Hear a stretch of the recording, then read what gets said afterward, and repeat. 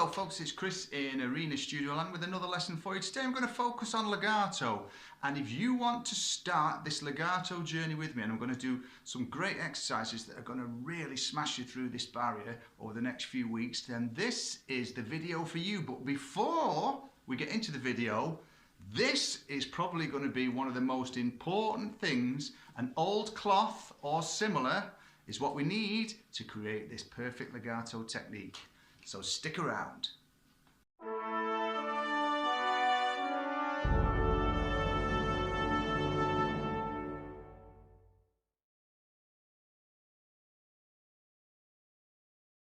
Thanks for sticking around. Again, folks, please give the channel a like and a subscribe and a thumbs up and all that shenanigans that we all do. So what is this all about? Well, a lot of guitar players working in the studios tend to use things like string wraps, you know, the fret wrap type things to dampen the strings. So what we're going to look at with this legato thing that we're going to go on, this whole journey of starting out with a simple scale of 3 note per string exercise across all 6 strings.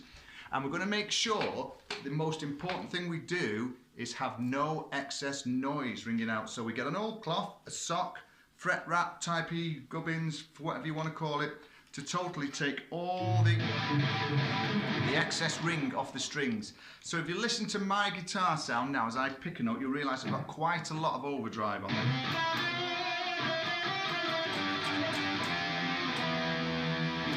So, in the words of Mr. Spock on Star Trek, it's set to stun, really. If we were to pick a phrase and hammer on like that, because literally legato means smooth, whereas staccato is short and detached. So what we're looking at is creating this opportunity to be able to play with a fluid movement of the left hand, and 9 times out of 10 we're not going to be using a pick. Now if we do start any phrase with a pick, look at the first finger. The first finger is actually already fretting the note, so it's not sort of hammering from nowhere, really, is the problem that we have.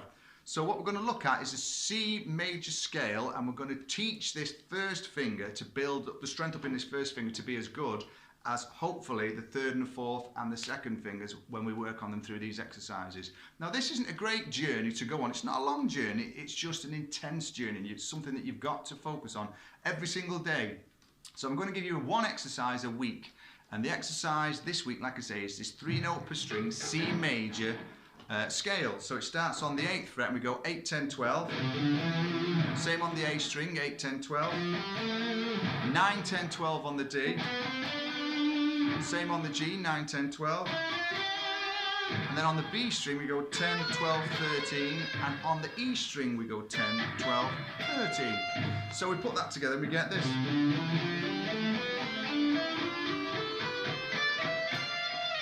Which is great, but we want to make sure that we can do this whole scale ascending and descending with nothing in our right hand. So we are going to totally be reliant on the left hand fingering for this. Now again, you need a little bit of overdrive, probably a compressor on your guitar will help to smooth the quieter strings over a little bit. Make sure your guitar's set up well and you've got a nice, fast, easy to play action on your guitar. If you haven't, you're going to struggle with something like this, and that's one of the tips that I can't stress enough. Make sure that you get your guitar set up and tell them that you're into legato and you want a nice fast action on this guitar, because it's going to make the journey shorter for you, and that's what we all want, don't we? Okay, so this exercise now is going to be like this. Hammer onto the 8th fret and we just follow the scale that I've just given you.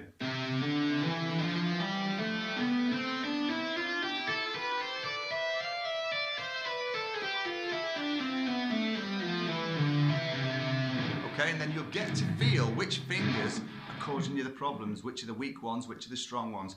9 times out of 10, because we always fret and pick with a pick, it's the first finger that causes us the problem. So what we're aiming to do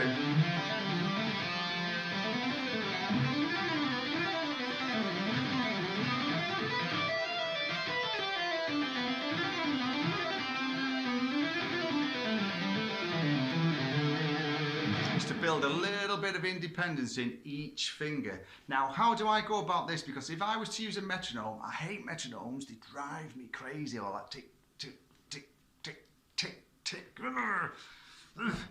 So I've knocked a little backing track up. It's around about 110 beats per minute. It's in the key of C major. So we've got a couple of little chord progressions on there, and it's a great little track to jam over. I'll put a link in the description below that'll take you to a video on YouTube to play it, or it's on Spotify so you can stream it, save it in a playlist, do whatever you want to do with it. But what we'll do is we'll work on about 6 or 7 core exercises, one each week. You're going to play it for the whole week, every single day, at least once to the backing track. So I know that if this backing track is, say, 3 minutes long, I know that you've practiced that one exercise for 3 minutes in time to a track, which is going to give us this independence. It's going to work on timing, it's going to work on finger strength, it's going to work on ears because you're listening to the timing of the drums as well. So it's going to work on loads and loads of different things for this legato for you. And it's also going to build this finger independence and bring this first finger up to strength with the other fingers. That's the theory behind it, okay? So I'll put the track on and I'll show you exactly what I do. I would just ascend and descend, and then the next time we'll look at variations on the major scale in different pattern shapes, and then how we can link them all together, and then we can move them all over the fretboard. So grab your little piece of cloth, let's get going. I'll put the track on, and it's a nice, easy beat, like I say. Goes a little bit like this. So this is what I do, just let it play a little bit, and then I'll probably maybe make a few fluffs till I get warmed up. But here we go.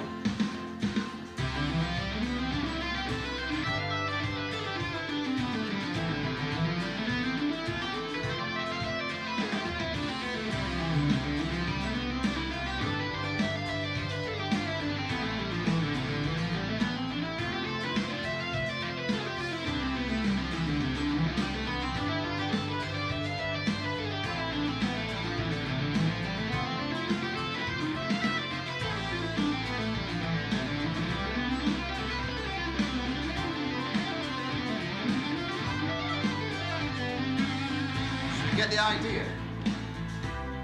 So the track is actually, let me just check how long this is. It's around about 3.5, 4 minutes-ish, which is a nice little workout without being too intense, because what we got to watch is this, that you'll realise that you actually play with a lot of tension till you put the old sock, the old rag, the old fret wrap, whatever it is you're going to use on the strings. That's going to make you get rid of any extra noise, so that all you are literally listening to is what your fingers are creating with this.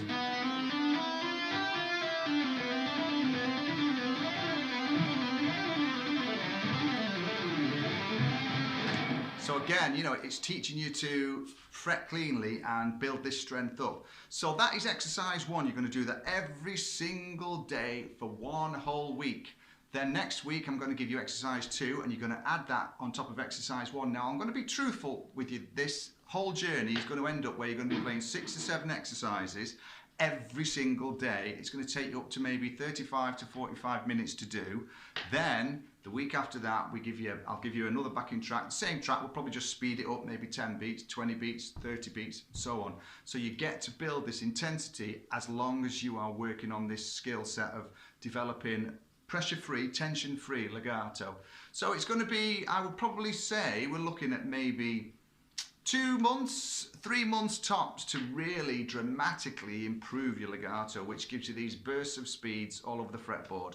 And the end result then is going to be where we can actually link these scale shapes, these modal patterns and these scalar patterns together and create this intense legato, free-flowing style, which is going to be tension-free, and that's the bit that we're after. So please subscribe to the channel, stick along and follow me on this journey, and I'm sure you're going to get, this is what I've focused on for probably the last 6 months, putting all this together, and I can honestly, hand on heart, say I've seen a fantastic amount of change in the ability of the legato and the accuracy. And not only does it help with legato, but it's really had a massive impact on picking and synchronizing left and right hands, because I think fundamentally when I look at it, what it's doing is it's creating more accuracy with the left hand, which means it's not having to work as hard to do its job when you apply the right hand. Okay, so from me, Chris, thanks for watching. Join me. Remember, please do it every single day, this exercise, every single day. You know, I'll link to the video, like I say, save it in a playlist, come back to it, just play it and work on it. And if you can do it twice a day, it's going to take you maybe 7 minutes. 3 times a day would be great. It's far less boring working to a backing track than it is to a metronome. And I think the beat is about 110 beats per minute. So we'll get all the exercises under our fingers, under a belt, and then we'll start to apply this as a strict routine, which is going to take you, like I say, 35 to 45 minutes every single day. But that's what you've got to put in to get the rewards out of it. Okay, so thumbs up, share the video, do whatever you want to do, and thanks for sticking around, and I'll see you next week with part 2.